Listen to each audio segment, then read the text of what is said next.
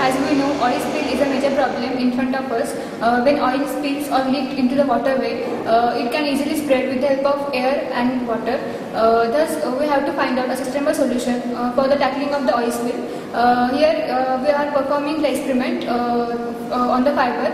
We can use the fiber such as sawdust or the rice hulls obtained from the timber industry or the rice mills. The sawdust can easily soak the oil, and thus we can use them in the oil spill for tackling the oil spill solutions.